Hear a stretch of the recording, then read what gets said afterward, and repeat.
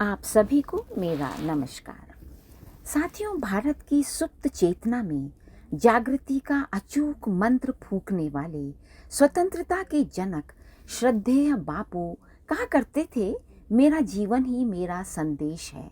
मेरे देशवासियों, उठो, अवसर की प्रतीक्षा मत करो, उसे स्वयं ढूंढो। वो कहते, सपनों की कोई उम्र नहीं होती, बस उन्हें देखने का हौसला चाहिए। इस प्रकार के अनेकानेक उद्दीप्त विचारों में रचे बसे राष्ट्रपिता की दिव्य उपाधि से सम्मानित महात्मा गांधी के व्यक्तित्व और कृतित्व से भला हमारे मनस्वी कवि बच्चन जी की कलम कैसे अछूती रह सकती थी। डॉक्टर हरिवंश राय बच्चन जी ने अपनी काव्य कृति खादी के फूल में अपने हृदय के उद्गारों को मानो श्रद्धांजलि स्वरूप कुछ इस प्रकार अभिव्यक्त किया। प्रस्तुत है कविता खादी के फूल के कुछ अंश। तुम उठा लुकाठी खड़े हुए चौराहे पर। गांधी जी हाथ में एक लकुटी लिए रहते थे, उसे ही लुकाठी कहा है कि तुम उठा लुकाठी खड़े हुए चौराहे पर, बोले वो साथ चले जो अपना दाहे घर। उन्होंने लोगों का आह्वान किया और कहा कि जो अपने घर को जलाने की हिम्मत रखता है, आत्मसमर्पण कर सकता है, वो इस आंदोलन में मेरे साथ जुड़ जाए। तुमने था अपना पहले भस्मीभूत किया। देखिए उनकी कथनी और करनी में कितनी समानता थी।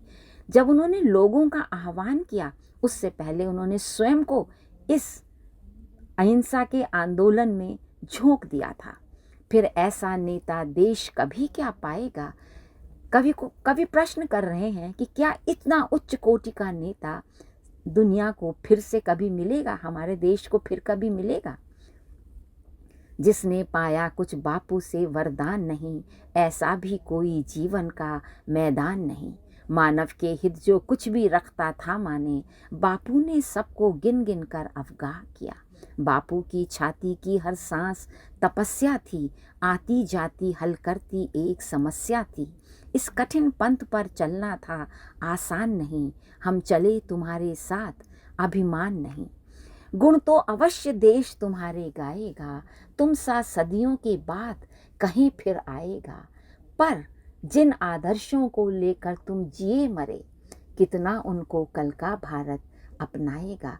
कितनी सही शंका कवि के हृदय में है कि जिस अहिंसा और प्रेम को लेकर तुमने देश को आज़ाद करवाने का बीड़ा उठाया था, क्या ऐसे नेक विचारों को लेकर फिर कभी कोई हमारे देश में आएगा।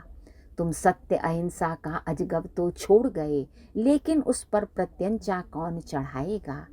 था उचित कि गांधी जी की निर्मम हत्या पर, अब यहाँ पर कवि की कल्पना आप देखिए कि वो क्या लिखते हैं कि था उचित कि गांधी जी की निर्मम हत्या पर, निर्मम हत्या हुई थी गांधी जी की, तारे छिप जाते, काला हो जाता अंबर, केवल कलंक अवशिष्ट चंद्रमा रह जाता, कुछ और नजारा था जब ऊपर गई नजर। यानी कि जब किसी विशिष्ट व्यक्ति के जाने से धरती और आकाश सभी ओर अंधेरा छा जाता है।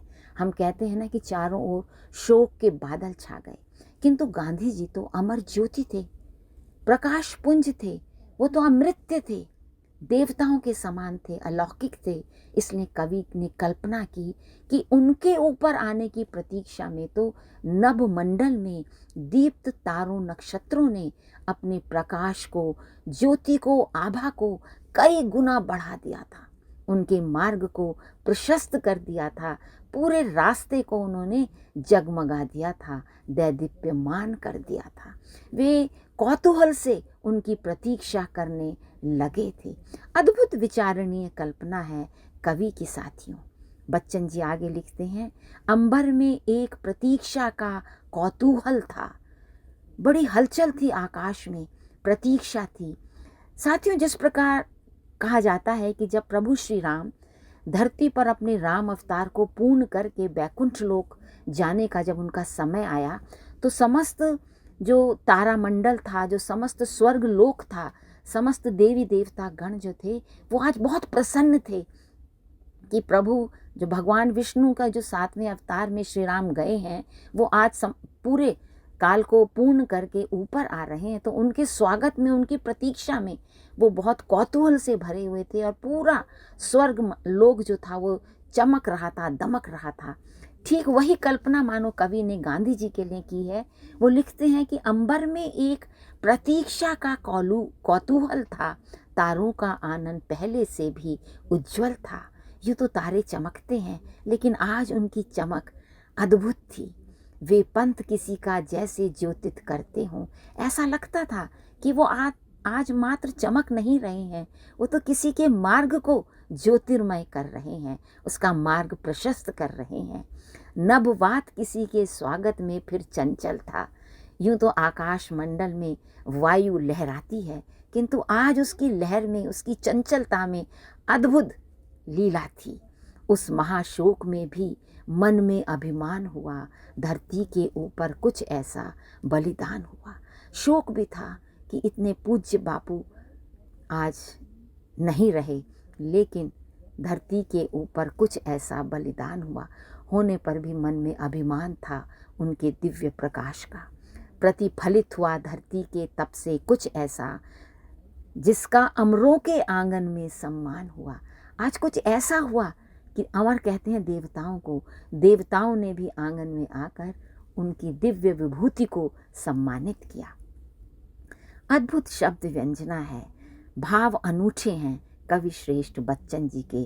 कविता तो बहुत बड़ी है, किंतु आज के लिए मैं अपनी वाणी को यहीं विश्राम देती हूँ।